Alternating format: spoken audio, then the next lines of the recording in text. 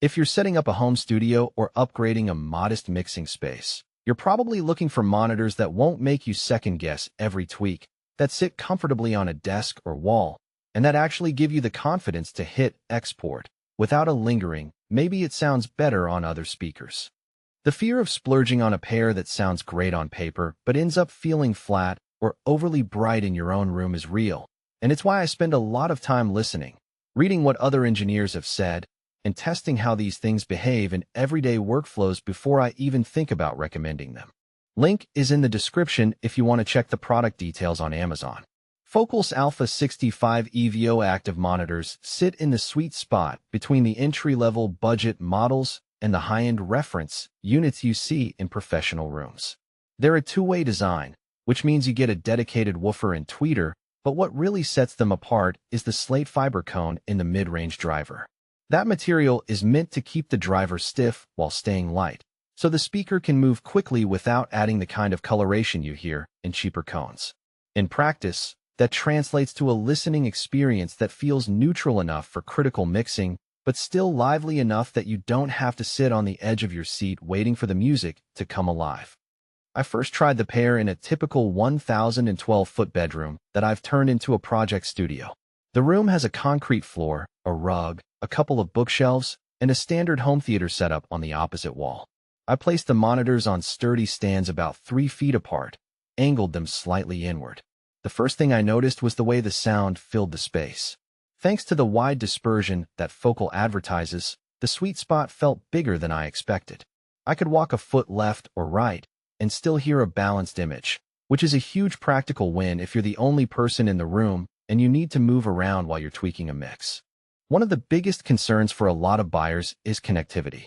The Alpha-65 gives you 3 inputs, XLR, RCA, and an inch TRS, which means you can hook up a desktop audio interface, a laptop, or even a small mixer without needing an external breakout box. I ran the monitors off my Focusrite Scarlett 2 i2 via the balanced XLRs, and the signal stayed clean even when I pushed the interface hard into the red during a heavy rock drum pass. The fact that the monitors have a built-in amp also removes the guesswork of matching power to the drivers, so you can focus on the mix rather than fiddling with external amplifiers. Who should consider these monitors? If you're a producer or engineer who works mostly in a room under 150 square feet, you'll appreciate the way the Alpha-65 handles both low-end punch and high-frequency detail without sounding exaggerated. The cone technology makes the mids where vocals, guitars, and most instruments remain clear and uncolored, which is essential when you're trying to decide whether a vocal sits too forward or a synth needs a little more space. They're also a solid option for content creators who need a reliable reference for video game audio, YouTube voiceovers, or podcast post-production. The monitors give you a realistic sense of how the final product will translate to consumer headphones and laptop speakers. On the flip side, if you have a large untreated space, say a living room conversion that's 250 square feet or more, you might find the 65mm woofer a bit shy on deep bass. The monitors deliver tight, controlled low frequencies, but they won't replace a subwoofer for cinematic bass work. Also, the price point places them above many budget monitors that can be found for half the cost. If you're just starting out and your budget is tight, you might be better off with a pair of smaller, less expensive monitors and upgrade later. The Alpha-65 is designed to give you accuracy, and you'll get the most out of that accuracy when you pair it with some basic acoustic treatment bass traps in the corners and a couple of absorption panels at the first reflection points. Without that, the neutral character can feel a little harsh in a deadroom scenario. The design itself is worth mentioning because it affects daily usability.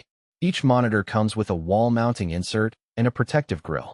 If your desk real estate is limited, you can safely mount the pair on the wall, keeping the listening height consistent and freeing up floor space for gear or a comfortable chair. The grills are easy to remove if you ever need to clean the drivers, and they don't introduce any noticeable diffraction when they're on, so you're not sacrificing sound for convenience. One practical weakness I discovered was the lack of a dedicated room calibration button or software. Some competing brands ship with a small box that lets you dial in room correction, but Focal leaves that to external solutions. If you're used to pressing a button and letting the monitor automatically adjust, you'll